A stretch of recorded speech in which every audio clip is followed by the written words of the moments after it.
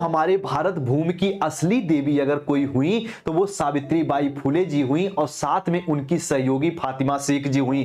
दोस्तों पूरी बात हम लोग करेंगे इस वीडियो में इन लोगों के बारे में। दरअसल दोस्तों जिस दौर में महिलाओं का पढ़ना पाप माना जाता था, जिस समाज में महिलाओं का पढ़ना अपराध माना जाता था, उस समय एक ऐसी स्त्री जन्म लेती है और एक ऐसी मशाल जलाती है दोस्तों कि आज वर्तमान समय में उसका परिणाम देखने को मिलता है कि घर घर में किताबें मिलती हैं, लड़कियां पढ़ते हुए मिल जाती हैं और लड़कियों को शिक्षा से कोई रोकता नहीं है। और दोस्तों इन सब में जो अपनी अग्रणी भूमिका निभाई उनका नाम था सावित्री बाई फुले। दोस्तों आज सावित्री बाई फुले जी का जन्म दिवस है दोस्तों, और आज हम लोग इनको याद करते हुए कह रहे हैं कि अगर शायद ये मां नहीं होती तो आज भारत की बेटियां, भारत की स्त्रियां शायद इतना आगे नहीं होती। दोस्तों अब समझिए थोड़ा सा सावित्री बाई फुले के जीवन दर्शन को। दोस्तों जिस दौर में सावित्री बाई फुले पली बढ़ी उस समय बाल विवाह का बहुत ज्यादा दोस्तों प्रचलन था और सावित्री बाई फुले जी का भी बाल विवाह हुआ। दोस्तों आमतौर पर हम सभी जानते हैं कि बाल विवाह अक्सर महिलाओं, बेटियों के लिए वो घातक बन जाता है, लेकिन सावित्री बाई फुले के लिए बाल विवाह घातक नहीं बना बल्कि वो सहायक बन गया। उसके पीछे कारण थे ज्योतिराव फुले।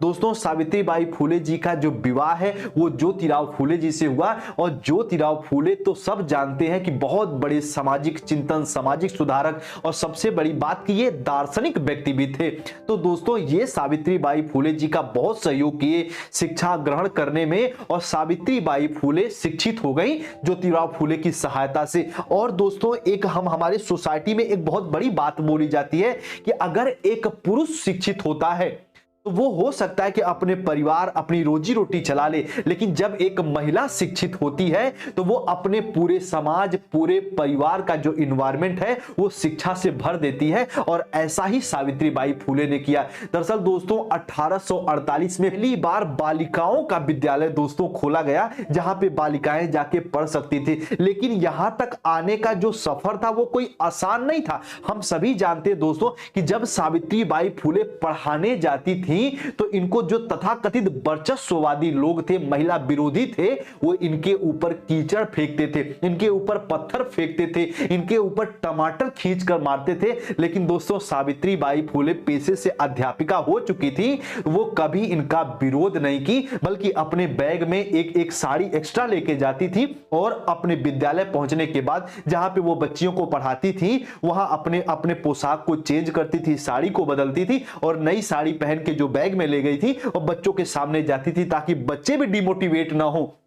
तो ऐसी हमारी क्रांतिकारी थी, ऐसी हमारी वीरांगनाएं थी और आज उसी का परिणाम है दोस्तों कि पूरे भारत की महिलाएं जो है वो शिक्षा ग्रहण कर पा रही हैं। अब एक बात आप सभी को समझना होगा दोस्तों कि सावित्री बाई फुले और इनका जितना कार्य है बिल्कुल ये अधूरा माना जाएगा अगर यहाँ पे फातिमा शेख जी की बात ना हो। दरअसल दोस्तों कहते हैं ना कि एक सिक्के के दो पहलू हैं, उसी प्रकार से सावित्री बाई फुले जी को याद किया जाए और फातिमा शेख जी को छोड़ दिया जाए, ये तो दोस्तों नाइंसाफी होगी, ये इंसाफी नहीं होगी।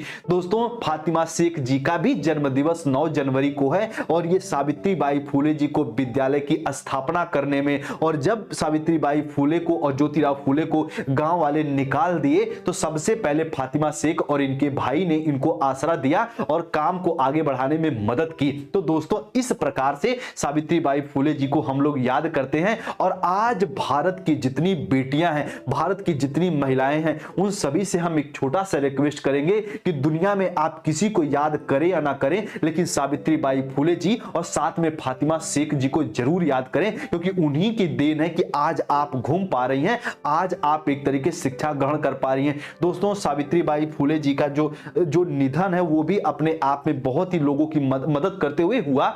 दोस्तों पूरे में प्लेग फैल चुका था उस दौरान और प्लेग अपने कंधे पे एक बॉडी को ले जाते समय जो कि सावित्री बाई फुले भी प्लेग से संक्रमित हो गई और बाद में इनकी भी दोस्तों मृत्यु हो गई। लेकिन आज कहते हैं ना कि जो क्रांतिकारी होते हैं, जो अच्छे विचार के लोग होते हैं, सिर्फ उनके शरीर की मृत्यु होती है, उनके विचारों की मृत्यु नहीं होती। उसी प्रकार से सावित्री बाई फुले कभी एक तरीके से इनके विचार दोस्तों मर नहीं सकते, इनके विचार सदा जब तक पृथ्वी है तब तक जीवन जीवंत रहेंगे, क्योंकि महिलाओं के लिए जो ये की पुनर्विवाह का जो ये काम की, बाल विवाह को रोकने के लिए जो मुहिम ये चलाई दोस्तों, आज उसका परिणाम यह है कि बाल विवाह भी नहीं होता। आज उसका परिणाम यह है कि पुनर्विवाह हो पाता है। आज उसका परिणाम यह है कि कोई किसी महिला के साथ जबरदस्ती शोषण नहीं कर सकता। तो दोस्तों तमाम ऐसे काम की सावित्रीबाई फुले, और उम्मीद करते हैं आप लोग भी थोड़ा सा इनके बारे में समझे होंगे, जाने होंगे।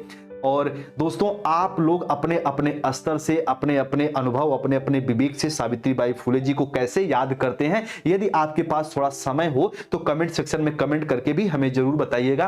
बाकी उम्मीद करते हैं पूरी बात आप लोग समझे होंगे। एक बार पुनः सावित्रीबाई फुले जी को हम लोग दिल से याद करते हैं 3 जनवरी को, और इनकी जयंती पर इनको नमन करते हैं। उम्मीद करते हैं दोस्त आप लोग पूरी बात समझे होंगे। आप सभी को नमस्ते, जय हिंद।